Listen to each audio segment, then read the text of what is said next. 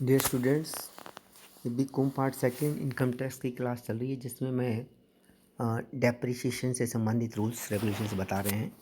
2 class पहले depreciation की दे चुका हूँ, तीसरी क्लास दे रहा हूँ मैं। बहुत बड़ा वीडियो बनाते हैं तो अपलोड करने में दिक्कत आती है, इसलिए मैं छोटी छोटी वीडियो बना के ही इसमें डाल रहा हूँ। देखिए, एक बात बता दूँ मैं, जो कार है ना, कार का यदि उपयोग बिजनेस के पॉइंट ऑफ व्यू से हो रहा है, बिजनेस एक्टिविटी में, है ना, तो उस पर डेप्रिसिएशन के संबंध में कुछ रूल्स आपको ध्यान रखने पड़ेंगे। एक है, यदि 1 अप्रैल 2001 से पहले की यदि कोई आयातित कार है, यानी इम्पोर्टेड कार, इसमें रूल ये था कि 28 फरवरी 1975 के बाद, ध्यान रखिएगा, 28 फरवरी 1975 के बाद, किंतु 1 अप्रैल 2001 से पहले यदि भारत के बाहर बनी हुई कोई कार है तो उस पर डेप्रिसिएशन अलाउ नहीं होता था।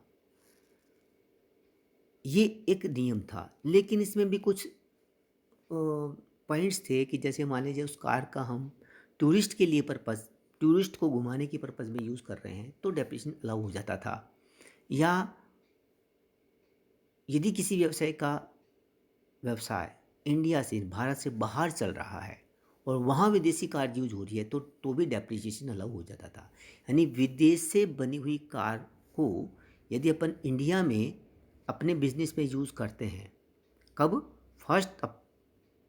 28 फरवरी 1975 के बाद, किंतु 1 अप्रैल 2001 से पहले, तो उस केस में डेप्रिसिएशन इंडिया में अलाउ नहीं था। मूल अलाउ था कब? यदि वो विदेशी पर्यटकों को घुमाने में या इंडिया से बाहर यदि कोई बिजनेस हो रहा है तो वहाँ यूज हो रही है, तब तो डेप्रिसिएशन अलाउ होता था। किंतु डेप्रिसिएशन इंडिया में, यदि उस असेट का इंडिया में प्रयोग हो रहा है, नहीं उस कार का इंडिया में प्रयोग हो रहा है, तो डेप्रिसिएशन अलाउ नहीं होता था एक्सेप्ट टूरिस्ट पर्पज से। ठीक है। अब 1 अप्रैल 2001 के बाद में ये नियम बंद कर दिया गया। अब चाहे वो भारत से बाहर की खरीदी हुई कार हो या भारत में बनी हुई कार हो, सब पर डेप्रिसिएशन जो भी नॉर्मल रेट से, हम आप आगे डेप्रिसिएशन की रेट की डिस्कस करेंगे तब मैं आपको बताऊंगा।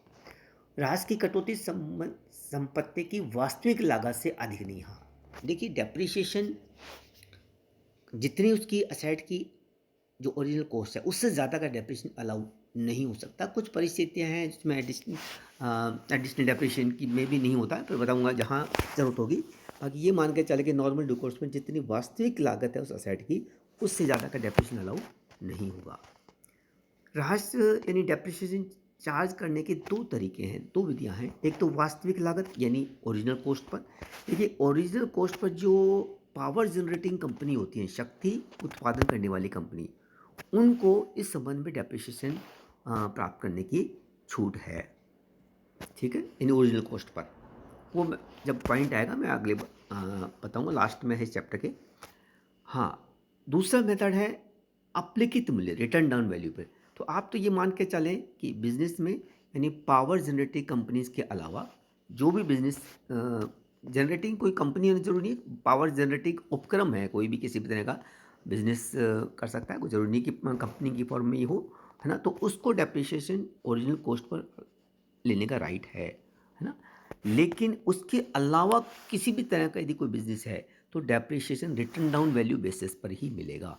यानी मान लीजिए कोई सेट 1 लाख रुपये में खरीदी, मान लीजिए उसके ऊपर 10% डेप्रिसिएशन अलाउ होता है, तो फर्स्ट ईयर में तो 1 लाख का 10% मिल जाएगा, 10,000 रुपये। नेक्स्ट ईयर फिर 90,000 पर आपको 10% 9,000 मिलेगा। नेक्स्ट ईयर फिर 81,000 पर रिड्यूसिंग बैलेंस पर आपको डेप्रिसिएशन अलाउ होता है। तो नॉर्मल ड्यू कोर्स में सब में अप्लिखित मूल्य रिटर्न डाउन वैल्यू पर ही डेप्रिसिएशन अलाउ होगा।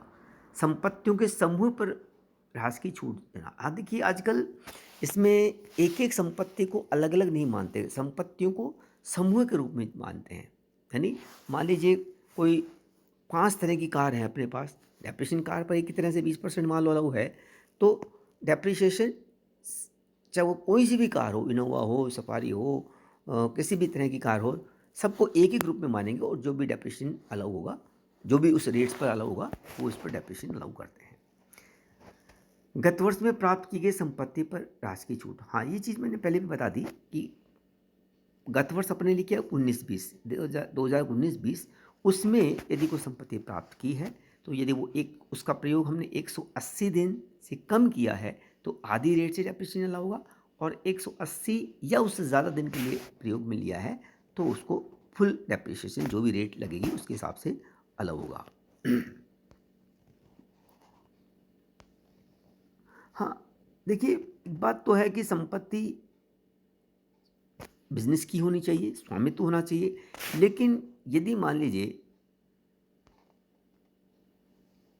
हाँ, स्वामित्व परिवर्तन हो जाता है, पहले फर्म थी अब कंपनी हो गई, या पहले पार्टनरशिप में, पहले इंडिविजुअल सोल प्रोप्राइटर था, अब पार्टनरशिप फर्म हो गई, तो अनुपातिक रूप से उनको डेप्रिसिएशन अलाउ हो जाएगा। जितनी अवधि में पहले इंडिविजुअल के बेसिस पर असेट को यूज़ किया था उस पर डेप्रिसिएशन अलाउ हो जाएगा, और जितनी अवधि में कंपनी के रूप में या फर्म के रूप में यूज हुआ है तब वो अनुपातिक रूप से चीज़ हो जाएगी।